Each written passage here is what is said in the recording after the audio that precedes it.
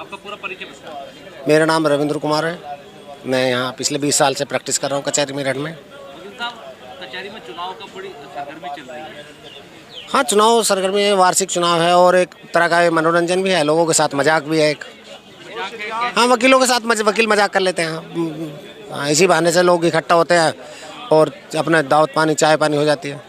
बाकी तो इससे ज़्यादा कुछ तो होता नहीं, क्योंकि आज तक हमारी जितने भी कमेटियाँ बनी हैं हर साल नहीं बनती हैं, और कभी कल्याणकारी काम तो कोई बार करती नहीं, ना कोई उसके अधिकारी को होता है एक बार बन जाए उसके बाद किसी को कोई अधिवक्ता कल्याण से कोई मतलब नहीं बनता। चैम्बर की समस्या है, वकीलों की बाइकों की पार्किंग की समस्या है, वकीलों की अपनी व्यक्तिगत समस्या भी हैं, उसमें भी कोई सहयोग करने को तैयार नहीं होता। केवल ये अच्छा, पिछले कुछ दिनों से मेरठ बार की छवि देखने के लिए मिली है। मेरठ बार की छवि, जो मेरठ बार के जो सम्मानित हमारे अध्यक्ष, महामंत्री और कार्यकारिणी के मेंबर जो हैं, वो अच्छे सही डिसीजन नहीं ले पाए, और इसीलिए हमारी बार की जो छवि जो पूरे भारत में नहीं, उत्तर प्रदेश में तो कम से कम प्रमुख थी, वो हमारी धूमिल हुई है। हापुड़ वाला प्रकरण इसके लिए जिम्मेदार है, और ये सही समय पर सही निर्णय नहीं ले पाते। जब हमें ज़रूरत पड़ती है सब साथी वकील हड़ताल कर लेते हैं जब ज़रूरत पड़ती है, और फिर अकेले आप जाकर उस हड़ताल ख़त्म करने का घोषणा कर देते हैं। शायद 3 ग्रुप हैं, मैं कंफर्म तो नहीं हूँ, क्योंकि मैं चुनाव में मैं तो किसी को भी नहीं कहूँगा, क्योंकि मैं पिछले 10 साल से ही देखता आ रहा हूँ कि किसी ने अधिवक्ता कल्याण की कोई बात नहीं की, और ये करेंगे इनसे भी कोई उम्मीद नहीं है। इलेक्शन में नोटा का भी विकल्प है? नहीं, हमारे यहाँ कोई नोटा का विकल्प नहीं है, हमारे यहाँ तो सब वोटा का ही है। वकील साहब, अपना पूरा परिचय दीजिए। मैं Praveen Bharati advocate, Meerut bar association में महामंत्री पद का प्रत्याशी हूँ। वकील साहब, क्या मुद्दे हैं इस बार आपके, किन मुद्दों को लेकर चुनाव लड़ रहे हैं?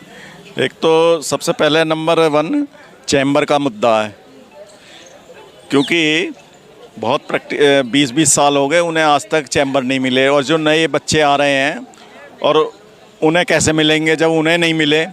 तो मेन हमारा ये रहेगा कि जो जगह है, जहाँ भी जगह होगी वहाँ डिस्ट्रिक्ट जज और डीएम साहब से मिलकर चैम्बर बनवाने का काम करेंगे। साहब, हर बार मुझे लगता है कि तमाम जो प्रत्याशी आते हैं और अपने मुद्दे गिनाते हैं, लेकिन इसके बाद बैक टू स्क्वायर वन। आपसे क्या उम्मीद करें? हम आपसे बाद में पूछेंगे अगर आप जीते हैं तो। नहीं, हम जो कहते हैं वो करेंगे, जो जिम्मेदारी मिलेगी उसे पूरी तरह निभाएंगे, और मेरा काम बताएगा आगे। किस पैनल में आप?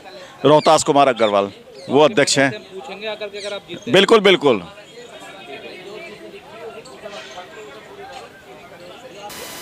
मेरठ बार का चुनाव सबसे बड़ा चुनाव होता है। मेरा मानना है कि शायद एमपी और एमएलए से बड़ा चुनाव मेरठ बार एसोसिएशन का होता है, क्योंकि जितना खर्चा मेरठ बार एसोसिएशन में होता है इतना खर्चा एमपी एमएलए भी नहीं कर पाता। जितनी फीस मेरठ बार के चुनाव में कैंडिडेट की होती है, इतनी फीस लोकसभा के मेंबर की भी नहीं होती।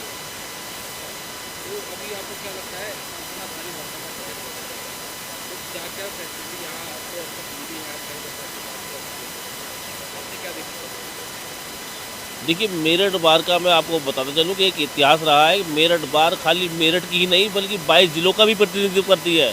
पश्चिमी उत्तर प्रदेश के जो 22 ज़िले होते हैं उसका भी प्रतिनिधित्व करती है। यहाँ का जो अध्यक्ष बनता है और यहाँ का जो महामंत्री बनता है वो पश्चिम उत्तर प्रदेश का जो एक हाई कोर्ट बेंच का आंदोलन है उसका चेयरमैन होता है वो।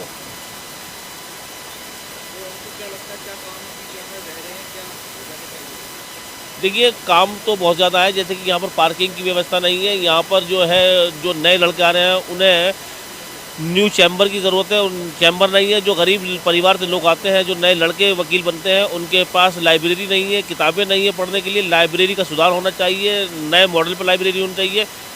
नेशनल लेवल की जो जितनी भी किताबें हैं, बुक्स हैं, वो यहाँ आनी चाहिए, क्योंकि जो यहाँ पर कंपटीशन होता है पीसीएस जे वगैरह का, उसमें बच्चे बैठ कर के लाइब्रेरी में तैयारी करते हैं। वाईफाई की समस्या है, बहुत ज़्यादा दिक्कत है।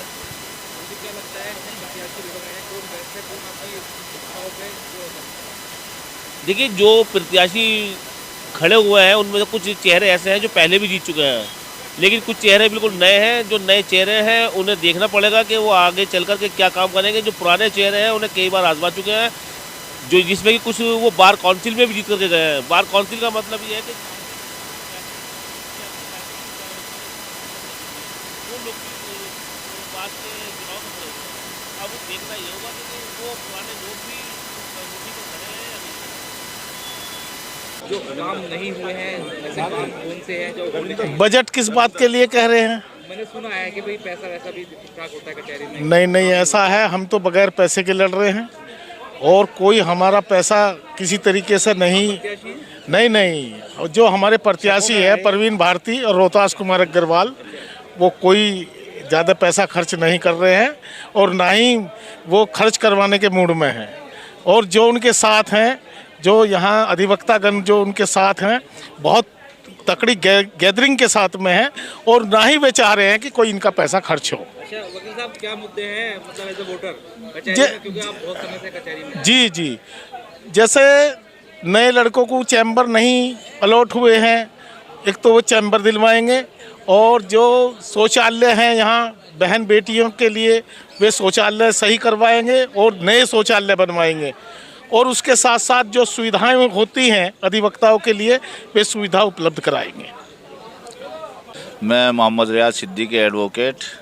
वकील साहब, चुनाव चल रहा है, आपको क्या लगता है एज अ वोटर क्या आपके हिसाब से होना चाहिए? क्योंकि हर बार चुनाव होता है लेकिन काम नहीं होता। देखिए, हम चाहते हैं कि बार की जो छवि है वो साफ़ सुथरी होनी चाहिए, कोई क्रिमिनल लोग उसमें ना आए और मौका प्रस्त ना आए। इस बार का नाम है पश्चिमी उत्तर प्रदेश के अंदर और ये हमारा एक बड़ा गर्व का विषय है और इसमें वही साफ़ सुथरी छवि के लोग आए जो इसका मस्तक ऊंचा कर सकें।